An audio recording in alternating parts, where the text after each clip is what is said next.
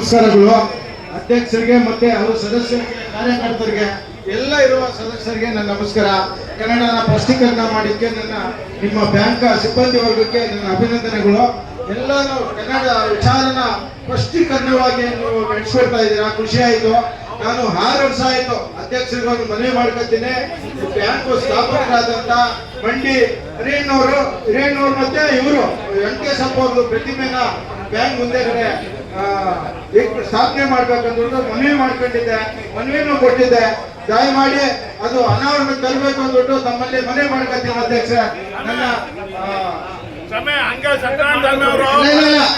ಆಮೇಲೆ ಪ್ರತಿ ವರ್ಷನೂ ಸತ್ಯನಾರಾಯಣ ಸ್ವಾಮಿ ಅವ್ರದ್ದು ಹಾಕಿ 3 ಹಾಕಿ ಸತ್ಯನಾರಾಯಣ ಸ್ವಾಮಿ ಅವರಿಂದ ಎಷ್ಟೋ ಜನ ಒಳ್ಳೇದಾಗೈತೆ. ಎಲ್ಲ ಮಾಡ್ಲಿ, ಸತ್ಯನಾರಾಯಣ ಸ್ವಾಮಿ ಹಾಕಿ 3 ಹಾಕ್ತಾರೆ. ಆಮೇಲೆ ಒಂದ್ ನಿಮಿಷ ಯಾರು ಸೇವೆ ಮಾಡಿದ್ದಾರೆ ಅವ್ರಿಗೆಲ್ಲ ಮಾಡ್ತಾರೆ.